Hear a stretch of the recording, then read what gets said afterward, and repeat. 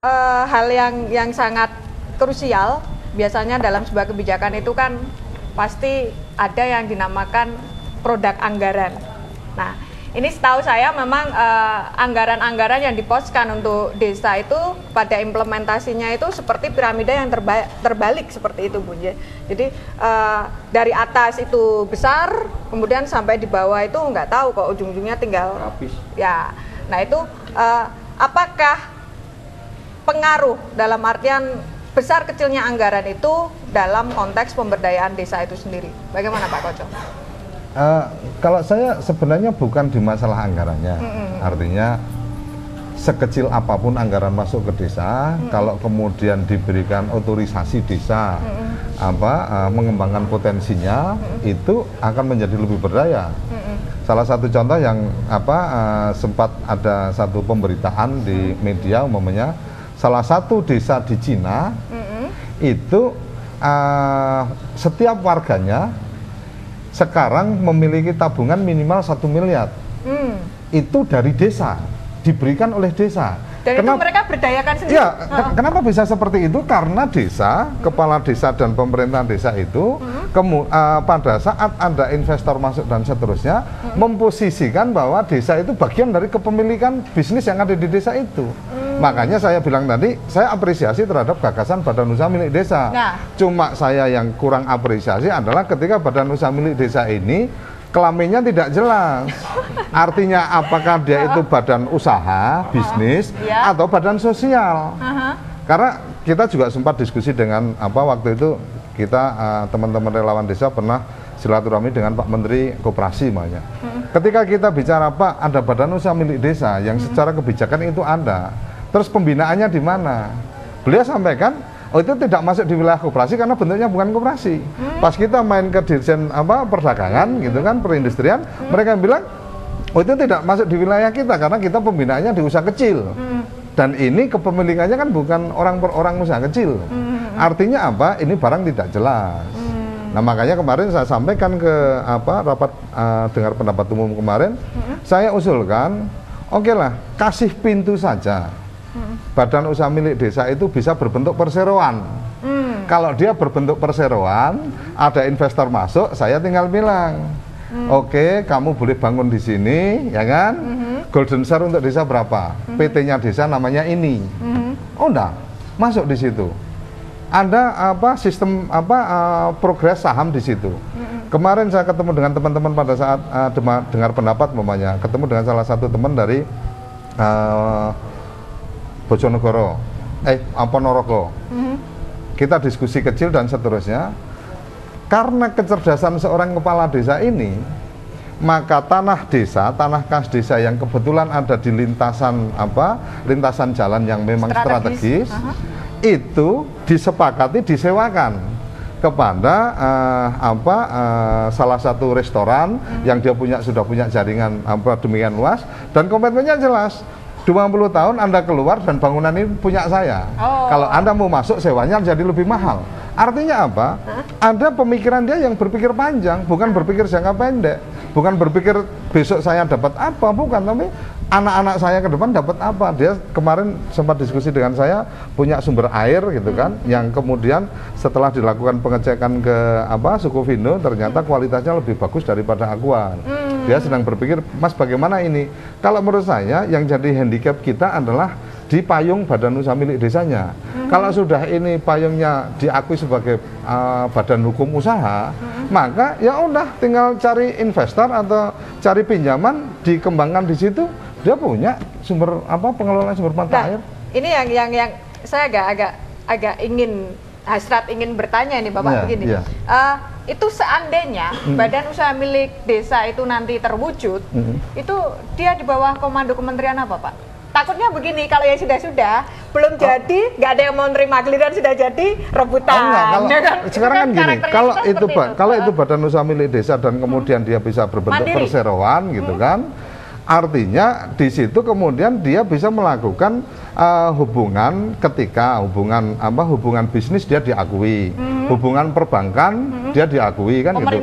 Nah kalau pemerintahan itu kan kepemilikan atas perusahaan ini miliknya desa, kan itu aja. Bahwa kemudian sekarang gini, contoh aja, PNPM, demikian banyak dana tergelontor di situ. Pertanyaan saya sekarang, Pamsimas umpamanya, fasilitas dari negara, ya, tower dan seterusnya, air dan seterusnya. Kenapa sih itu tidak dijadikan embrio badan usaha milik desa untuk air minum, air bersih masyarakat?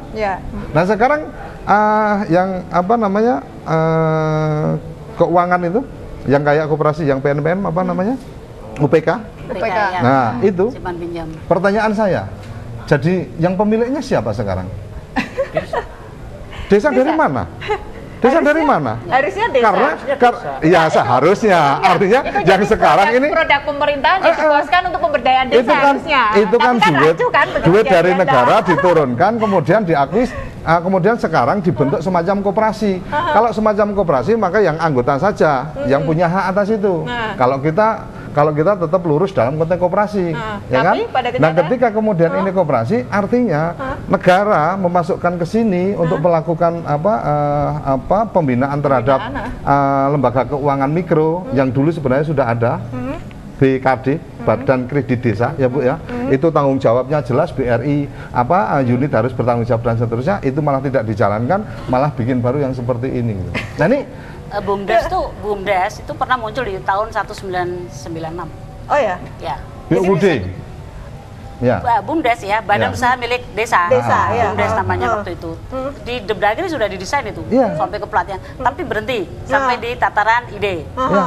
Sudah dilatih juga, tapi belum muncul juga. Sekarang ide itu dikeluarkan. Saya takutnya itu dikeluarkan hanya untuk sebagai tawar menawar ini loh.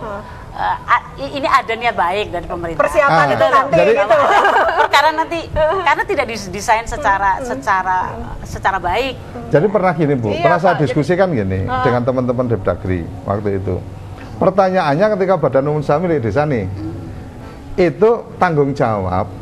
Artinya mereka merasa bahwa tanggung jawab dia secara administratif bagaimana membuat Badan Usaha Milik Desa dan seterusnya.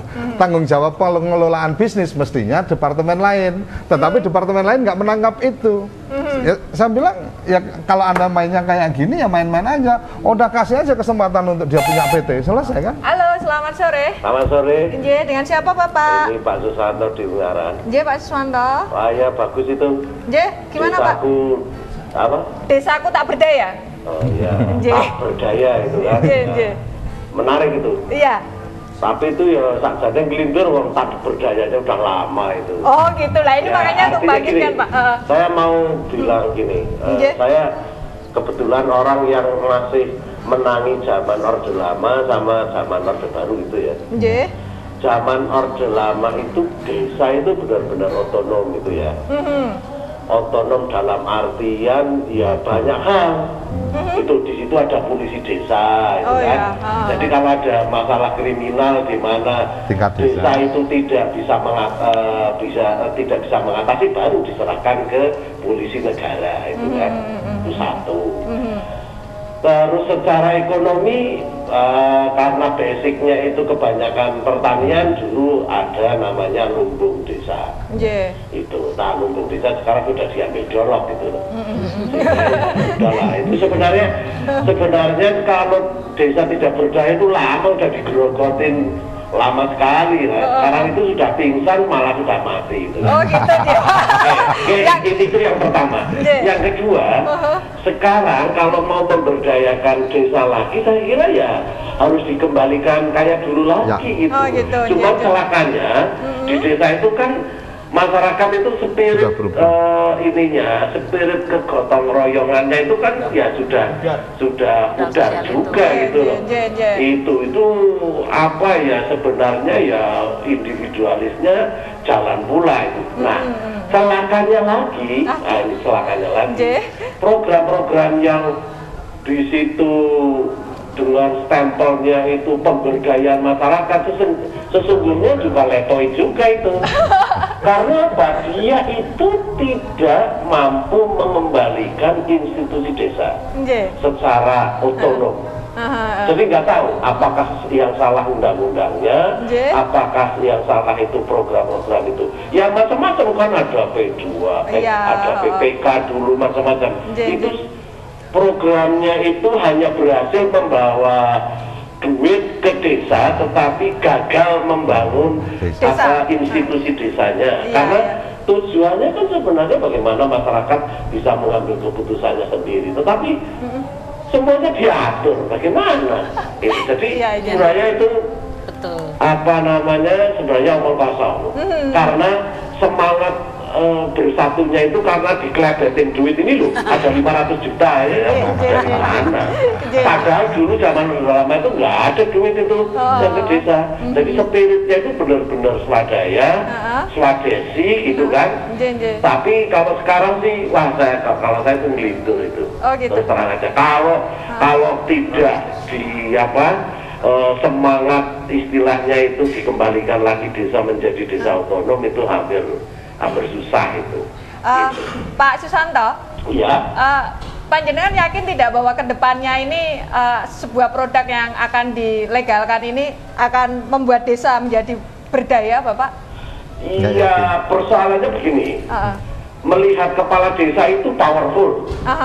Nah, kalau diiming-imingi lagi badan usaha milik desa, di situ kepala desa itu semakin powerful lagi, itu mengerikan itu, gitu loh. Jadi, menurut saya teriak politika itu harus dibangun di desa itu. Nah, itu yang namanya LP, Lembaga Permusyawaratan Masyarakat ya, apa itu namanya? BPD sekarang. Apa BPD ya? BPD ya sekarang. BPD itu juga di bawah kepala desa bagaimana? Saya kira lucu. Jadi di Indonesia itu kelucuan itu terlalu banyak. Terlalu banyak. Jadi sebenarnya itu tadi karena berdaya dan memperdaya itu bedanya tipis. Jadi harus hati-hati itu. Stempelnya memberdayakan, tapi pada dasarnya kelakuannya memperdaya.